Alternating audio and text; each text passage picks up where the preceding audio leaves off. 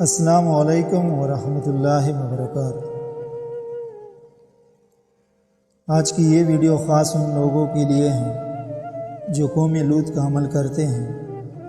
اللہ تعالی ہم سب کو اس عمل سے بچائے، آمین۔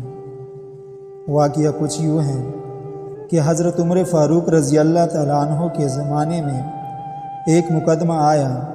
ایک خوبرو غلام نے اپنے آقا کو قتل کیا تھا۔ آقا کے وارثین نے اس غلام کے خلاف قتل کا مقدمہ درج کیا۔ جب مقدمہ کی سماعت ہوئی تو غلام نے کہا کہ اس آقا نے میرے ساتھ بدفعلی کا ارادہ کیا تھا اور مجھے اس بات پر مجبور کر رہا تھا، تو میں نے اس بے حیائی سے بچنے کے لیے اس کو قتل کر دیا۔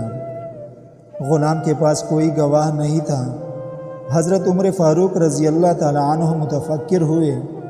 حضرت علی رضی اللہ تعالیٰ عنہ سے رائے لی گئی تو حضرت علی نے فرمایا کہ لڑکے کو جیل بھیج دے اور مجھے 3 دن مہلت دے، میں 3 دنوں تک جواب دے دوں گا۔ 3 دن کے بعد حضرت علی رضی اللہ تعالیٰ عنہ نے فرمایا مجھے اس آقا کی قبر پر لے چلو۔ قبر پر لے گئے، فرمایا اس قبر کو کھود لو۔ قبر کھودی گئی، قبر اندر سے خالی تھی۔ اس آقا کی لاش وہاں پر نہیں تھی، تو حضرت علی رضی اللہ تعالیٰ عنہ تشریف لائے اور عمر فاروق سے فرمایا کہ نوجوان سچ کہہ رہا تھا، اس کو رہا کرو۔ عمر فاروق رضی اللہ تعالیٰ عنہ نے فرمایا کیسے تحقیق فرمائی، کیا راز ہے؟ تو حضرت علی نے فرمایا کہ میں نے نبی پاک صلی اللہ علیہ وسلم سے سنا ہے کہ جو آدمی لوط علیہ السلام کی قوم کا عمل کرتا ہے تو مرنے کے بعد اس کی لاش کو اپنی قبر سے اٹھا کر قوم لوط کے ساتھ دفنایا جاتا ہے۔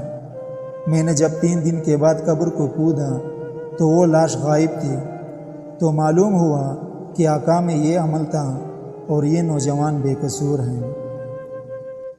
ناظرین کرام، تو آج بھی جو یہ بے حیائی کرتا ہے تو جب یہ مریں گے تو ان کو مسلمانوں کی قبرستان سے اٹھا کر اس قوم کے ساتھ دفن کیا جاتا ہے اور قیامت تک اللہ رب العزت کی لعنت اور عذاب میں گرفتار کیا جاتا ہے۔